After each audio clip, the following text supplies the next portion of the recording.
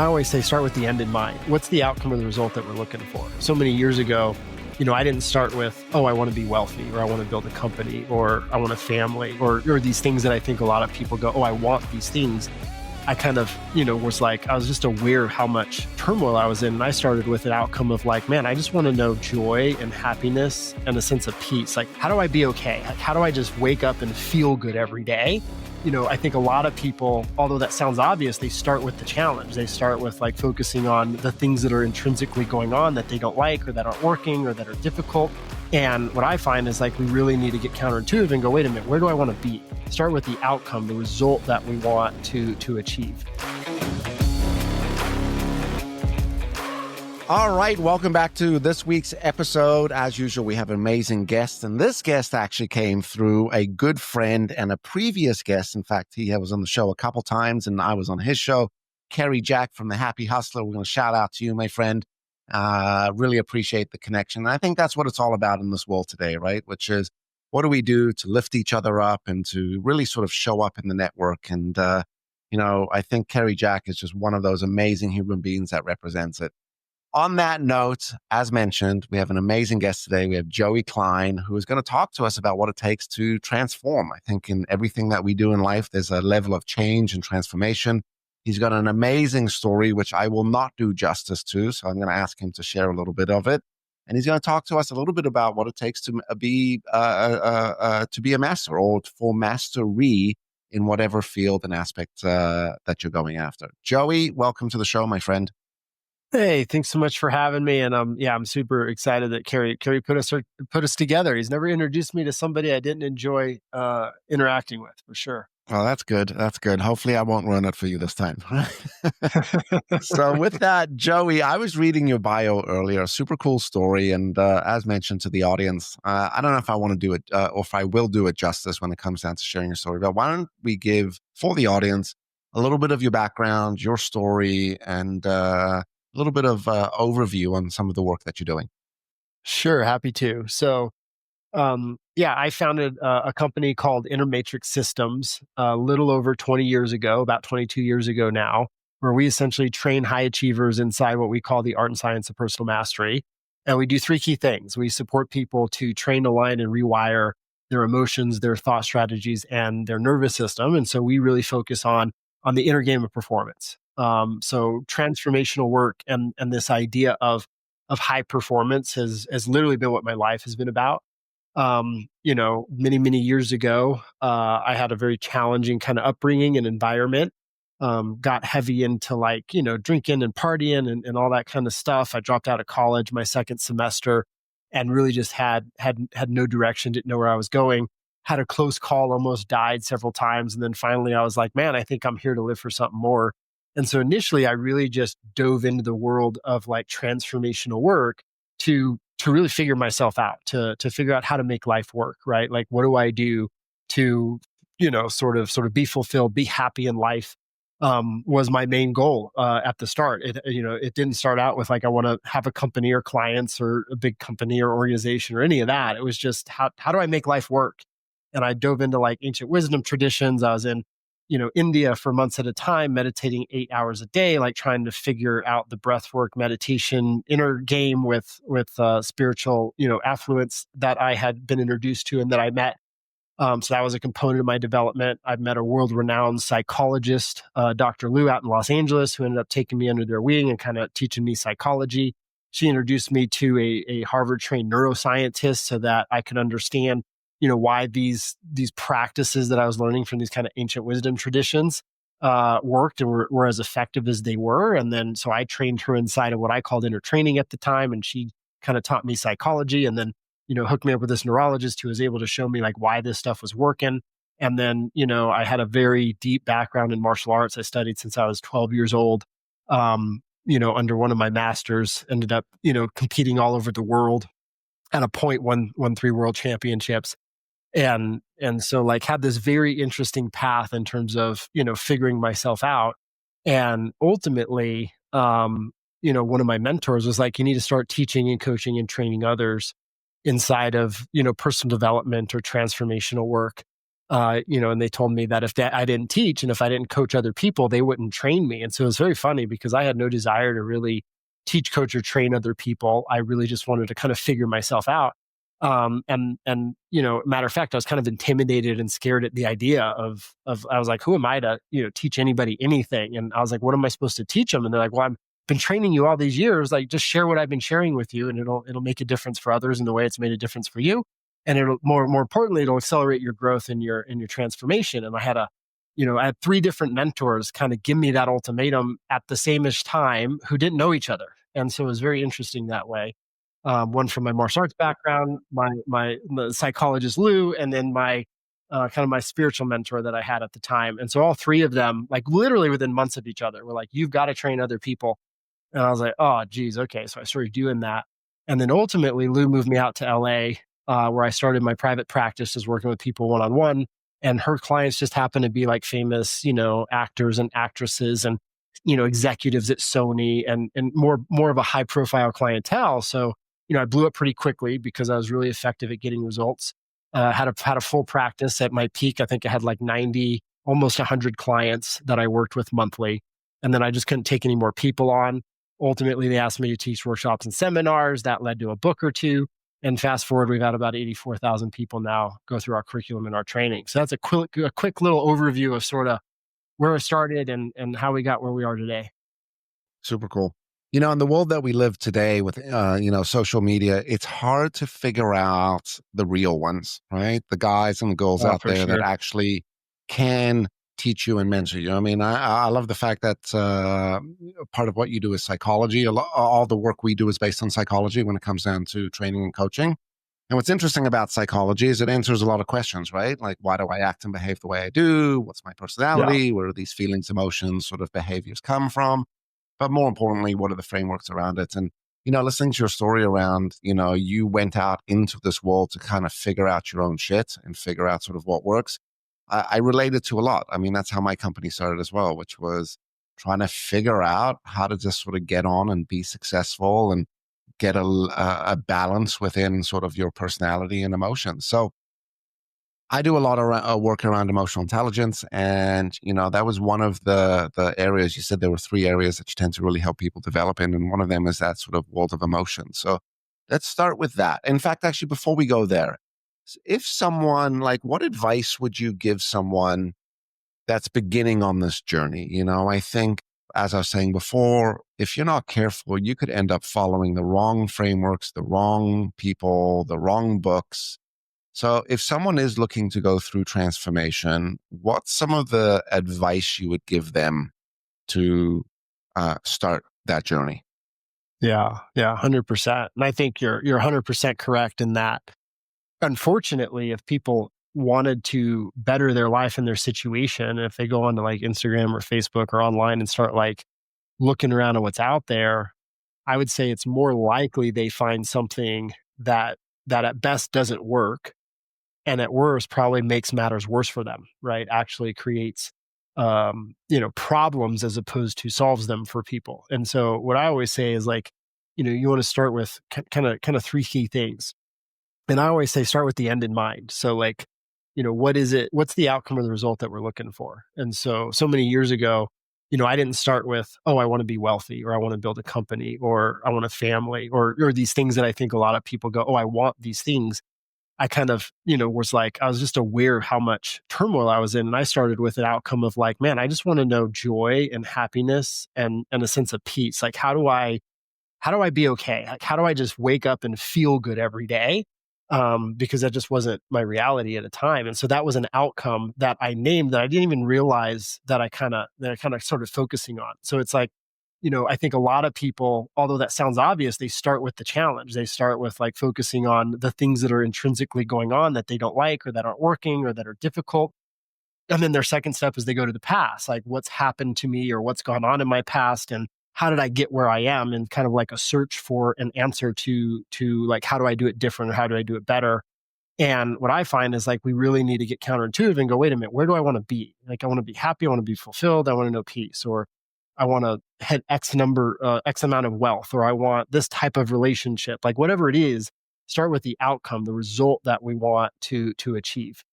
And then number two is like when you're looking for help, like nobody does it on their own. Like I didn't get here on my own. I had like awesome mentors who supported me, made time for me, were willing to pour themselves into me and train me and teach me. And like if they hadn't done that, there's just no way I would have had, a chance to become who I am and do the things that I'm doing today. And so it's like, it's like understand that like it's our job to show up and be trainable and go through the process. And that's a lot. Like that's a big deal because a lot of people aren't up for that.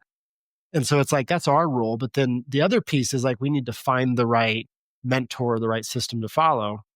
And so as I say, the second step is once you have an outcome in mind you want to create, number two is evaluate the system. Evaluate the thing that you're going to throw yourself into. Like healthy skepticism is great. Like I think that's really important today, but don't be so skeptical you don't try anything. And when you evaluate, it's like first evaluate the person themselves and see if you can verify the result. Like have they actually produced the outcomes that they're talking about and that you're wanting to achieve for yourself? Like do they embody it? And then number two, if you're looking for somebody to mentor you, is have they actually transferred it? Like how many people have they actually supported to get to that result for themselves, right? And I find a lot of it breaks down there because a lot of people, even if they get the result for themselves, they don't actually know how to transfer that. And then third is can you create 2 or 3 degrees of separation, right? It's like, can you verify that they have people who are creating results on behalf of other people, meaning that's system reliant, not person reliant. And so what I learned is like every client that I worked with one-on-one, they'd have a problem, right? They'd be like, man, I'm really sad. How do I manage sadness or depression? And I'd go, well, let me figure that out. If I didn't have the answer, I went to my mentors and I started studying it. I figured it out. And then once I had a framework, I would walk at least, several hundred people through that framework and make sure they all got a pretty consistent outcome and result if they did the training, if they followed the tool, the technique, and the strategy. And then once I saw that it was like replicatable, right? Several hundred people who followed this protocol, followed this system, this method got an outcome or result, right? And then that's kind of how, like we built out our curriculum today. And so it's like, can you really is it system reliant? So it's like, has the person, developed the result for themselves? Number two, have they transferred that result to other people? And can you verify that? Are they willing to put you on the phone with some of these folks? That kind of thing. And then, hey, do they have people they've trained who are now out there training others? And if you can like check all three of those boxes, you probably have a good qualified source. And then that brings us to kind of the third piece, which is commit fully to just executing for a period of time and be trainable. Because what I find a lot of times is where it breaks down when people say, I want a result, is not in the desire for the result initially, but it's in that understanding what training really is. They don't execute over time to develop a skill set that then translates to the outcome. We've been kind of taught to think that like we're going to have a moment of awareness that changes everything, or there's like a pill that's going to solve everything. And if we take the approach that like, oh, I'm willing to develop some skills and the capacity that'll translate to my result and understand that'll take a little bit of time, then we're set up on the right track. Right, right. Love what you're talking about. I agree with it entirely. I've given the same advice, which is just be careful about the Instagram coach that, woke up one day, read a book or listened to a post and decided that they're going to regurgitate that stuff. And, I also give a lot of advice around the system, right? I think, everyone's got the sort of the surface talk, but like, is there a model? Is there frameworks? Is there a system? Is there a tool? But I loved what you said, which is like, people got to commit. Like people can't be so short term in their goals, which is I've shown up. And I think that's a problem in society today, right? Like you almost get awarded for showing up. Like, congratulations, you listened to the podcast. Congratulations, you read the book. Congratulations, you did the course. And now people, as you were saying, are waiting for this magical thing to happen, right? I've shown up, I'm here. Now it should all just be bestowed upon me. And I should now just, have all that success, right? And you reminded me of, I was watching this guy, I know him, and he's one of these individuals, which I think he's got some decent stuff when it comes down to coaching, specifically for males, but he's single, not married, well, obviously single, not married, no kids. And I watched a post the other day he spoke about on the advice for fathers. He was like, in order to be a father and blah, blah, blah, blah, blah. And I'm like, this fucker is out there toting this stuff saying that this is what you got to do to be a good father. I'm like, bro, you don't have kids. You're not even married. You don't have a clue on what it is. And while the advice was, on a surface level, uh, I'm going to say in quotations, good, like it made sense, right? This is the failure, right? There was no system behind that. And, it's so frustrating. I mean, you're in the industry, I'm in the industry, and I'm sure you've seen it, right? You get these fly by the night sort of people. Let me ask you this. What makes someone untrainable? It's interesting because it's like, and I think a lot of people don't necessarily like this answer initially, but if all those things are in place that we've kind of talked about, like the system is place, you have a good mentor, right? A good person to train you inside that system, support you along your way. What I find is the biggest thing that gets in people's way is just lack of compliance. They come up with a list of reasons why they're not going to do XYZ part of training, right? So it's like, it's so funny because like when I first initially kind of work with people, I always set the standards of like, hey, here's the minimum in which I'm going to need you to show up in order to produce the result. Now, if you do these things, you're going to get the result, or you're going to be very happy with your result. Whereas like if we're not doing these things, well, then it's going to be kind of hit or miss. Like you really do, get out of it what you put into it. And it's just so funny because people want to kind of pick, right? Like, oh, I'm going to do this, but that's not really not me. That's really not me, or that's not who I am, or that's not my thing, right? And it's like, well, it's not about if you like it or not, or if it's your thing or not. It's, is it going to get you and render the outcome that you want to get? Because if it is, it needs to become you. You need to be willing to make it part of who you are or what you do. And otherwise the result or the outcome actually isn't that important to you. And so those two things I find kind of play against each other, where I'm like somebody doesn't show up and they're not compliant to the training. But then on the other side, it's like, well, why didn't we sort of become compliant? Why didn't we do the thing that was literally laid out for us, that we had a high probability of getting the result, especially if we know what to do? Well, then it goes back to kind of that future thing that I talked about, right? Where it's like, well, why am I doing it? Like, what is the outcome, or what is the vision? What is the result that I'm needing to fulfill for myself? Not in an abstract way, but in a way that it's like, no, this is imperative that I do it. It's a must. My life almost depends on it. Or it's just, it needs to be that important to a person. Otherwise, the discomfort of change probably won't be endured. Because even if we're moving towards something better and more expansive and all that kind of stuff, if we don't really have a passion for the result we're looking to drive, there's an initial increase in discomfort and just changing status quo and changing reality and changing what we're doing. That then goes away once we normalize it. But it's like, man, we got to have some leverage on ourselves to get past that initial phase of discomfort. Yeah. Do you agree with the fact or disagree, or maybe you can add to it, which is people won't change until there's enough pain, until there's enough discomfort? Like we could show people all the positive, like, hey, you can be successful and you can be happy and you can have joy.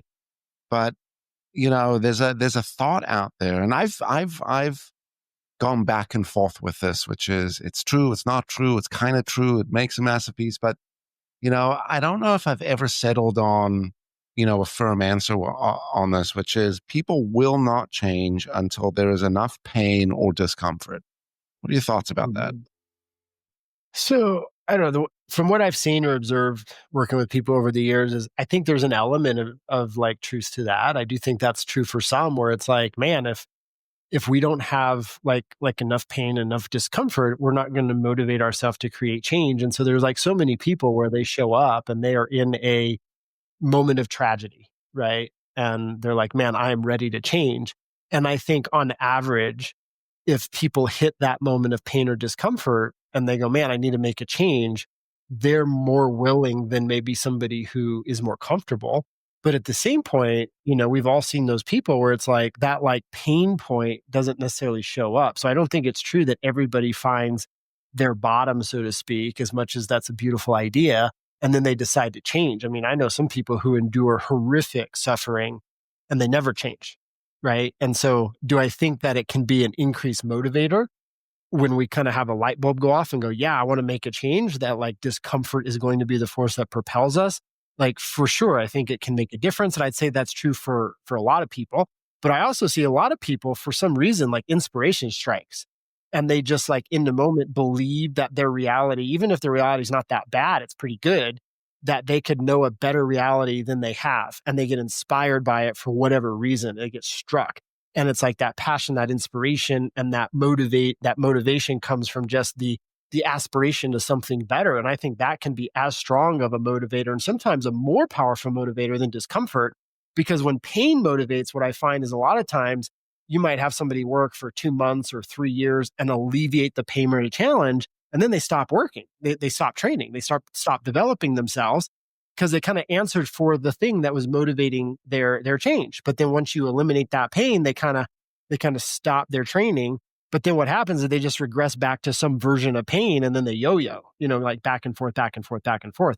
And so what I've seen in terms of like sustainable change and transformation, or like what really hits the mark toward mastery or excellence for somebody, is when a passion or an inspiration or a desire to evolve or see who they can become or create something or have an impact, on the people around them, or provide for their family in a different way, like whatever it is, like when inspiration and passion strikes, that's sustainable. Whereas pain, transformation through pain, I think is temporary. Yeah, that's well said. Really well said.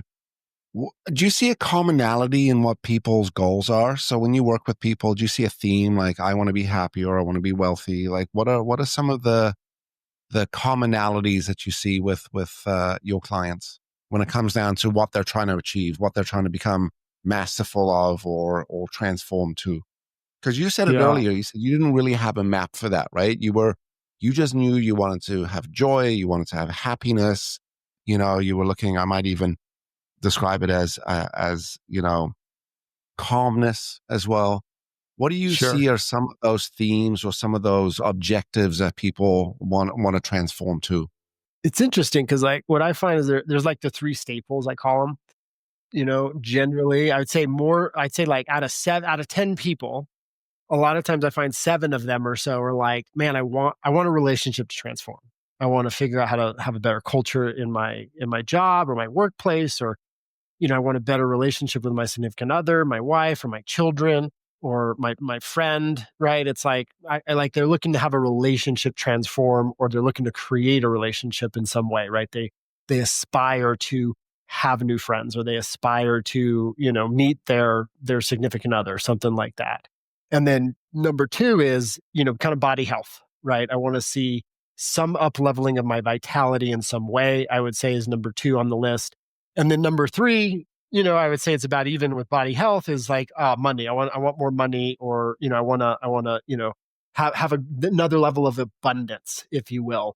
And then that kind of coincides with career, but they really just want to advance their career because they want the money thing, right? But it's interesting because like I don't know that I've ever met a person yet where that's the thing they really want in isolation. What they want first is inner well-being. But what I've also found is like, even though most people who come and say, I want to make more money, or I want a significant other, better my relationships, or, I want to enhance my body in some way, like what they're really looking for is for the inner turmoil to go away. And they've just displaced that inner turmoil on a relationship that may be suffering in their life or struggling, or their image of their body, or the idea of where their health is, right? Like generally speaking, there's exceptions, of course, but I would say the majority of the time, what they really want is their inner turmoil to go away. And they just believe that if they fix a thing called body health or relationship or career and money, that the inner turmoil goes away.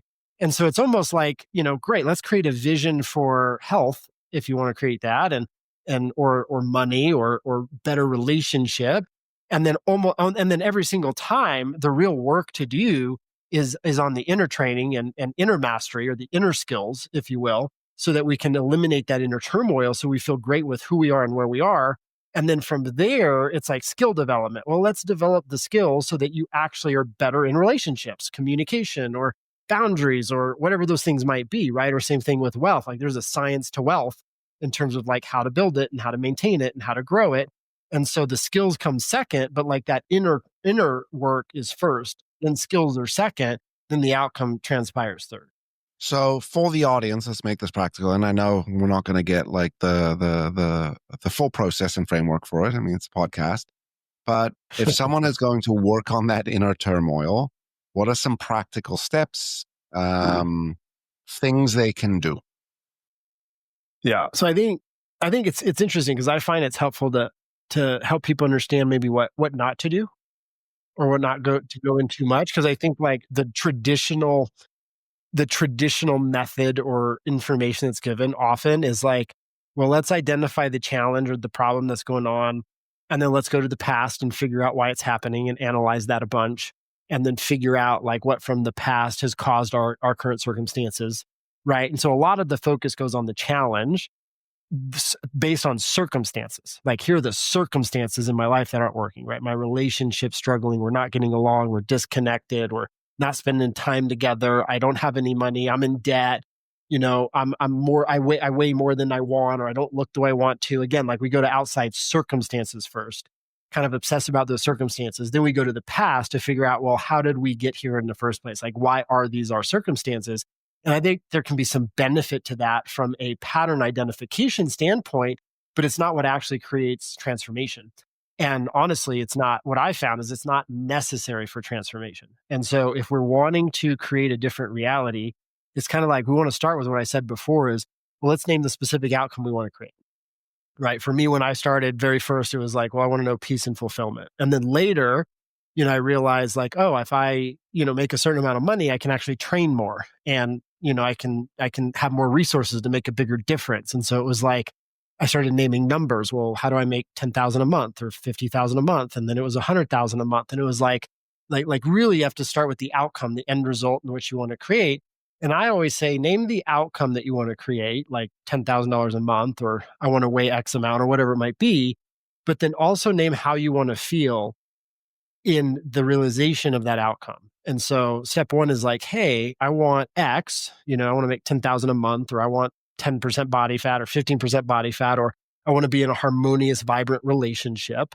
And I want to feel, love in that relationship. I want to feel love within myself, or I want to feel confident and proud with the body. Or, if it's finances, it's like maybe I want to feel free or empowered with finances. So focus on the quality of experience you want to have and the result you want to get. And in my opinion, the quality that you want to train is even more important than the result. And then we want to leverage that quality to attain the result.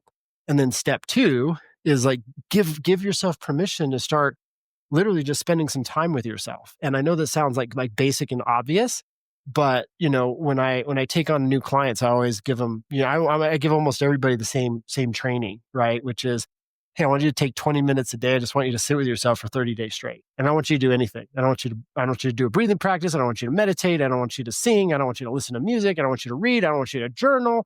Like literally, I just want you to sit down in a spot in your home. Don't care where it is. Hopefully, maybe even close your eyes. If not, that's fine. And just sit there and become aware of the things that are actually going on for you. And what I find is after 22 years of doing this, and I've given literally at this point, like thousands of people that exercise, that training, that I've worked with personally one-on-one, I've only had 2 people complete the assignment. I've only had 2 people out of thousands who literally sat down for 20 minutes and could do it for 30 days straight. And both of them, one of them came back to me and was like, why in the world did you have me do that? That was the worst thing I've ever done. And I was like, well, let's talk about this for a minute. All you did was sit with yourself with no distractions, no internet, no TV, no scrolling on social media, no journaling, no reading. You literally were just with yourself, and it was torture. I said, that's why I had you do it, is so that you come to realize that you are the source of your pain and your problem and your challenge first and foremost. And now that you're aware of those things, now we can get to work on them. We can change them. We can transform them. And so we don't need to know where they came from. We just need to understand, well, what's currently driving? What is the ghost in the machine that has been driving choices, decisions, and actions, but we're not aware it's really there. And I would say that for most people, they're not sensitive to the inner mechanisms and the inner workings and the things that are going on, just because we don't really spend a lot of time with ourselves anymore. And so it's like step one is acknowledge what's there, right? Step two is acknowledge what's there. And then step three is let's deactivate what's there, learn to center it, and then retrain it, redefine it so that we become the most like our best friend. Like our 20 minutes with ourselves should be the best time of our day, not the worst. Yeah. Such brilliant advice. And I'm a massive believer. It's the most simple tools or exercises that make the biggest impact, right? And I'm not surprised to hear you that out of the thousands and thousands, even 10,000s of people, two people are the ones that have been able to complete it, right? What did the other person say? So one said this was the most torturous thing I've ever gone through. What did the other person say? Yeah, the other person, his takeaway, and it was actually recently. Like this guy was somebody I just started training three months ago. I don't take on a lot of one-on-one clients anymore, but I took this guy on, and he goes, Joey, I realize how much is going on with me that I had no idea was going on, and that I'm probably the source of all of my problems. He's like, I've been kind of like blaming, and in this case, he wanted to see he really wanted to like tune up his relationship with his wife, and he's kind of financially free and recently moving out of his company, and his kids are taking it over and that kind of thing. And so the second thing, he's like, I realize it's probably not my wife, and it's probably not the things going on. He's like, I realize a lot of this is just going on within me. He's like, so I've become more aware of what's occurring with me than I've ever really been aware before. And I understand that it's probably not the things I've been focusing on. Those aren't the problems. And so like he's done a level of work before I ever met him. And so he just connected those dots right away. Now, you have a reputation for fixing the unfixable problems. Any stories about that? Or what are some of the unfixable problems you tend to deal with? Oh my gosh. I know it's a loaded question. No, it's all good. We could go into a list. I often, when I get questions like that, I'll just kind of share the top things that pop in my mind. A lot of times, like when I started training people, and I would not advise this, by the way, like I would not tell anybody to do this, but I started training people, when I was living in West LA, when I was 20 years old. And I was like really working with high profile clients when I was 22, 24. Like I was basically a kid. I was like a child. But I wasn't doing that alone. Like my mentors told me to train them. And like I said, there were direct referrals from, one of my key mentors, Lou, is a psychologist. And I was going there to kind of teach them these inner trainings. And so what she would do is she would have these clients that she worked with maybe 10 years or 20 years. And she'd be like, man, they're really stuck and I can't seem to, create a breakthrough. And so it's like, well, let's see what Joey will do. And she would just kind of initially just lob me people, right? And I always got a result.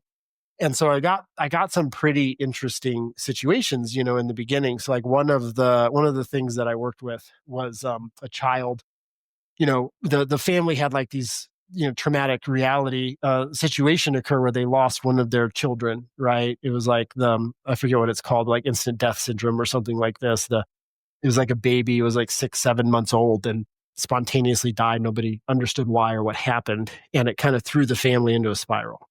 And so years later, one of the kids was about, 10, 12 years old. And he developed like severe, what was called like, diagnosed as like OCD. And he'd been to all the psychologists and, the psychiatrist had him on medication and all the things.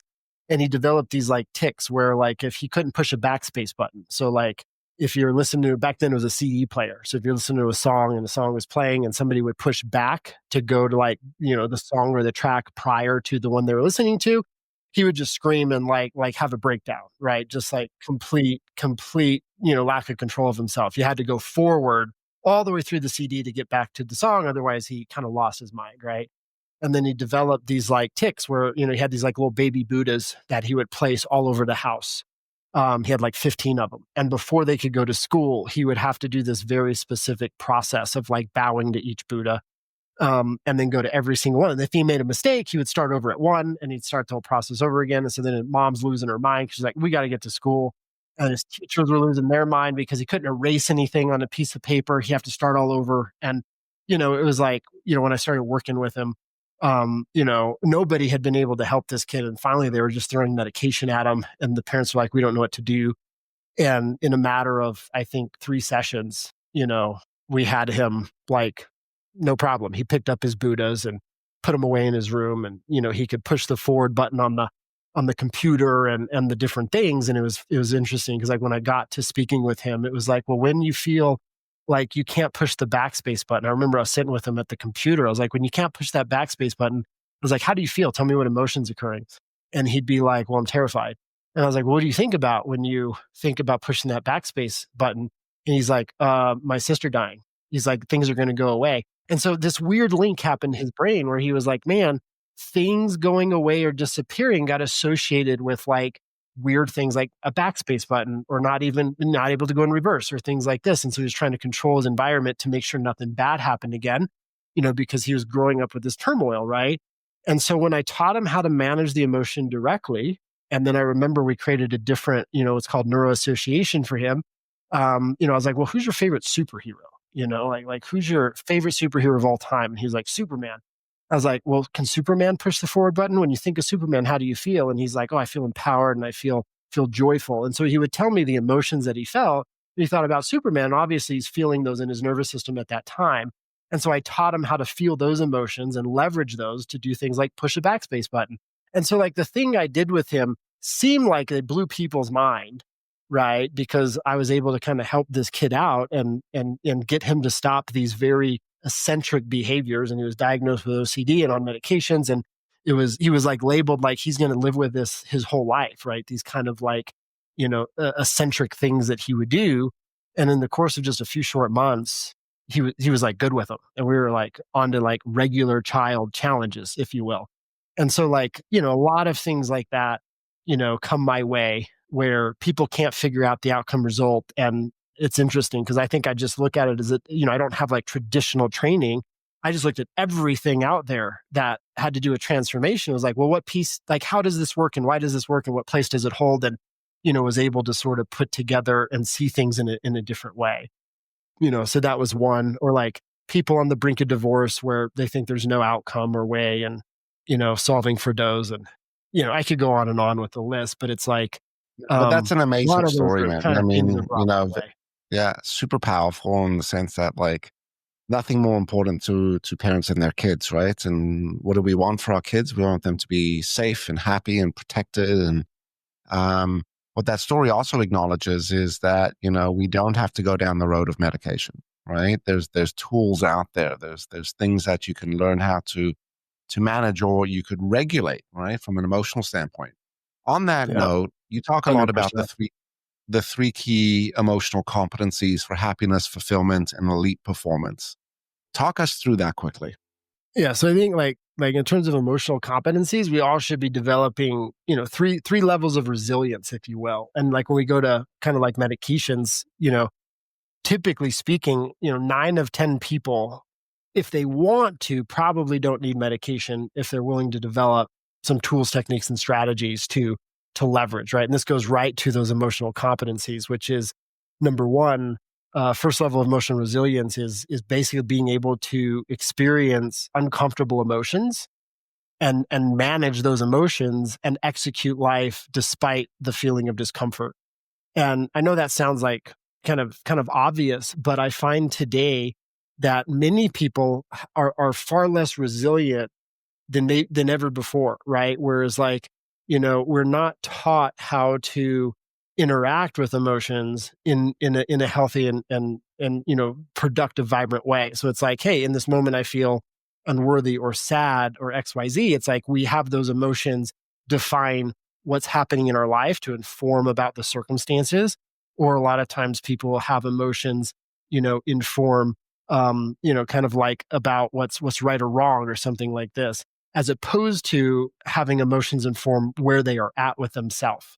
And so if we understand that emotions aren't there to tell us what to do and they're not there to inform about the circumstances that are happening, those circumstances are good or bad, or we should keep our job or quit our job or be with the person we're with or leave the relationship. It's like, no, let me learn to be with this uncomfortable emotion for a minute so that I can really learn what it's communicating to me about where I am at and what I can do about that. And so it's like, feel emotional discomfort, execute despite the discomfort is one. Number two is, hey, I need to learn to be aware of the emotion and the painful emotion. How do I center that emotion? How do I get that emotion to shut off or deactivate, if you will?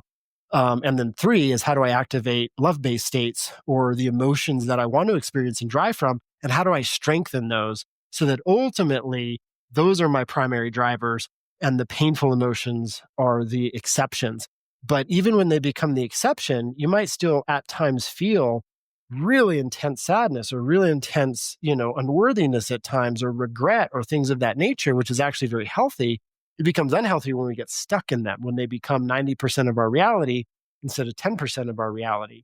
And so learning emotional resilience, how to manage emotion, turn emotions off, turn emotions on, love-based states on, fear-based states off, and then how do we train love-based states so that those are our primary drivers and those become more strong in our life and our primary experience of life if I find that if a person has those core competencies, those are the people that succeed and at the highest levels and have the most fulfilling lives.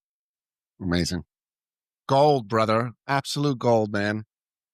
I think we're going to have to do a part 2, man. We're going to have to schedule another episode so we could go deeper into the stuff a little more specifically. Before we start to wrap up, talk to the audience. Tell us a little bit about where we can find more information. I understand you have a podcast. Talk about your book. Drop all the links. Drop all the info. Sure thing, my man. I've got joeyklein.com, joeyklein.com. Is the best place to go and grab, all the things. For all your listeners, if they just mention your name in the podcast, they can buy the book. I think it's like $20 or something, and we'll give them a complimentary.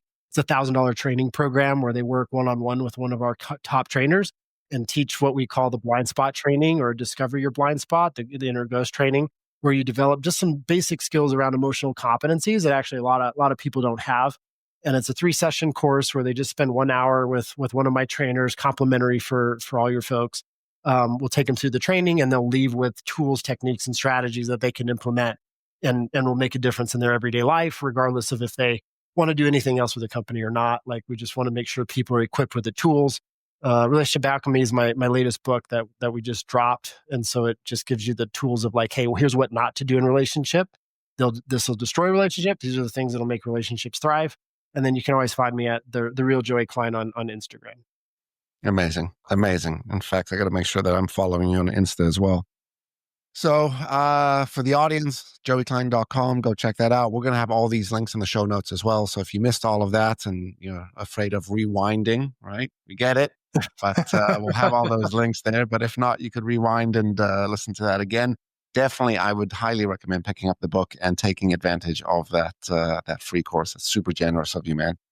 At the end of the episode, we come to the most important question, right? Which is the better human question, which is, what do you think we could all do to be better humans tomorrow? I think it's as simple as committing to the growth of oneself. So I think a lot of people create a vision of what they want to do in their life. And I always say, like, let's start with a vision of who we want to become as a person. And so if we're willing to just grow within ourselves a little bit every day, that's going to translate to us being of higher contribution to our family and humanity and making a difference, not just for ourselves, but others. Amazing.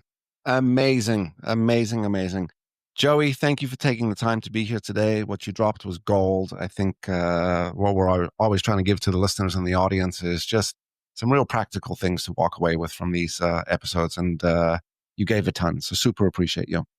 For the audience, if you like today's episode, don't forget to like, subscribe, share, go and follow Joey on Instagram. I just followed you as well from my new channel because my other one was shadow banned, but that's a whole nother story and a whole nother conversation. And don't forget to come back next week. Thanks so much. Ciao for now. Stay happy, stay healthy. We'll see all of you soon.